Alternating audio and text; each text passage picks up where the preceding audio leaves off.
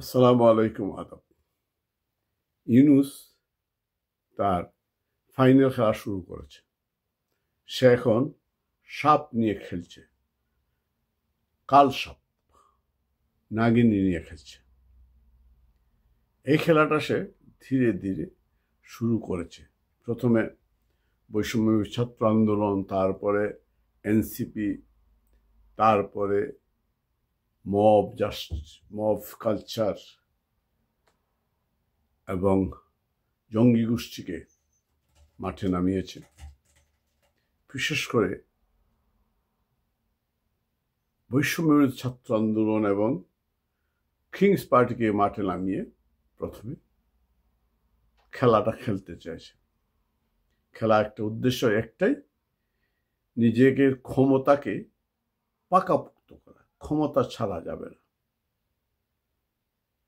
এইসব যখন শেষ হয়ে গিয়েছে, এই ফেল করেছে এবং গত এই যে 2 দিন আগে এনসিপির আওয়ামী লীগ নিষিদ্ধের দাবিতে যে এনসিপির মিটিং, সেই মিটিংয়ে প্রমাণ হয়ে গিয়েছে এই কমেডি পার্টি বা ক্রিমিনাল পার্টি জনগণের কাছে গ্রহণযোগ্য নয় এবং গ্রহণযোগ্য হবেও না। সুতরাং ইউনুস এদেরকে নিয়ে তার পারপাস সাফ করতে পারবে না, ক্ষমতাকে দীর্ঘায়িত করবে না। 1।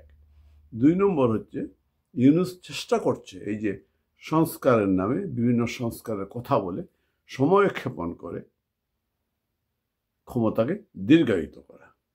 তাই বিভিন্ন সময়ে বিভিন্ন ইস্যু সৃষ্টি করা হচ্ছে।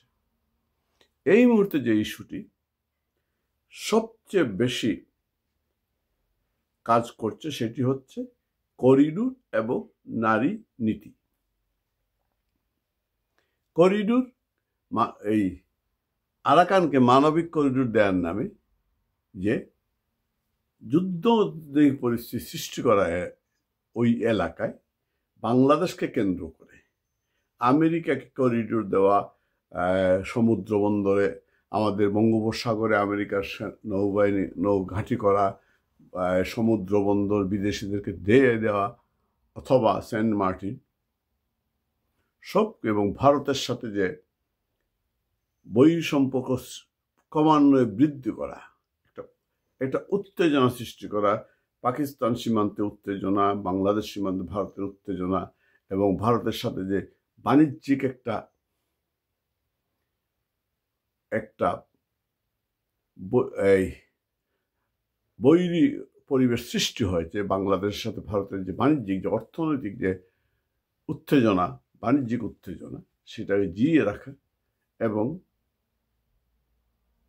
পাশাপাশি এই উত্তেজনাকে জিইয়ে রেখে একটা জরুরি অবস্থা সৃষ্টি করা যায় কিনা, অথবা যুদ্ধ পরিস্থিতি বিরাজমান বলে নির্বাচনকে পিছিয়ে দেওয়া, অথবা আদৌ নির্বাচন না করা আরো 5 বছর, এবং যে নিজের খায়েশ নিজেই বর্ণনা করেছে যে জনগণ অন্তর্বর্তী সরকারকে রাখতে চায়, রাখতে চায়। এটা তার নিজের যে ইচ্ছা, নিজের যে ক্ষমতা টিকে রাখার যে ইচ্ছা, সেটা প্রকাশ করেছে।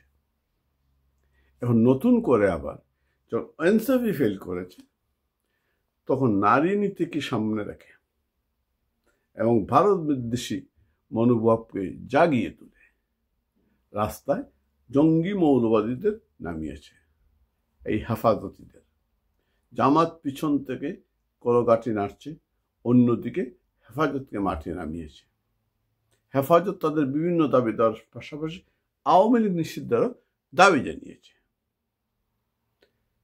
একসাথে 2টা জিনিস করতে চায় ইউনুস।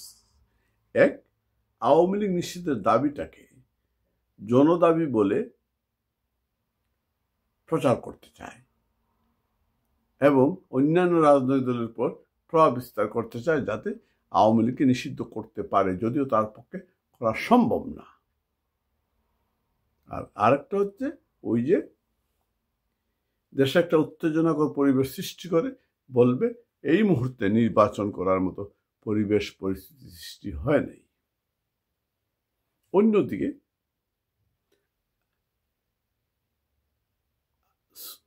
আহলে সুন্নাত ওয়াল জামাতের নেতাকে মবের হত্যা করা, মৌলানা রইসুদ্দিন হত্যা করার মাধ্যমে অন্যদিকে ওদেরকেও মাঠে নামিয়েছে। অর্থাৎ সারা দেশ মনে হচ্ছে মৌলবাদীদের একটা অভয়ারণ্যে পরিণত হয়েছে। এইখানে মুক্তিযুদ্ধ বলে কোনো একটি যুদ্ধ সংঘটিত হয়েছিল তা মানুষকে ভুলিয়ে দিতে চাচ্ছে। মনে হয় না এই দেশটি একটি মুক্তিযুদ্ধের ফসল। সব কিছুর পিছনে ইউনূসের উদ্দেশ্যটা হচ্ছে ক্ষমতাকে আটকে রাখা, ক্ষমতাকে টিকিয়ে রাখা, ক্ষমতাকে দীর্ঘায়িত করা, কোনো অবস্থায় থেকে ক্ষমতা ছাড়তে না হয়। কিন্তু ইউনূস জানে না এই বাঙালি জাতি যেমন বসাতে পারে নামাতে পারে, এই বাঙালি জাতি কোনো দিনই এক ইঞ্চি ভূখণ্ড কাউকে দিবে না। এই মাটিতে কখনোই জঙ্গিবাদীদের রাজত্ব কায়েম হবে না।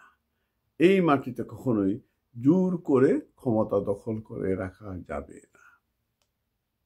ইউনূস যে সাপ নিয়ে খেলছে, এই সাপের ছোবলেই তাকে মারা যেতে হবে, এছাড়া কোনো উপায় নেই। ইউনূসকে যতই চেষ্টা করুক না কেন ক্ষমতা আঁকড়ে রাখার জন্য, ক্ষমতা আঁকড়ে রাখতে পারবে না। তাকে নির্বাচন দিতেই হবে, এবং দিতে হবে অন্তর্ভুক্তিমূলক নির্বাচন, সবার অংশগ্রহণ নির্বাচন। তা না হলে এমনিতেই তো ইউনূস ক্ষমতাচ্যুত হওয়ার পরে পালানোর সুযোগ পাবে না।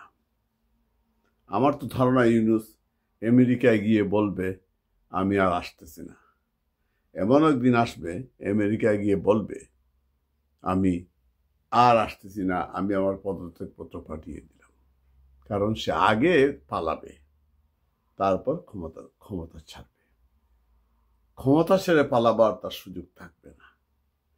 সুতরাং ইউনূস যে সাপ, আবারও বলছি, ইউনূস যে সাপ নিয়ে খেলছে, সেই সাপের ছোবলে তাকেই মরতে হবে। সবাই ভালো থাকবে।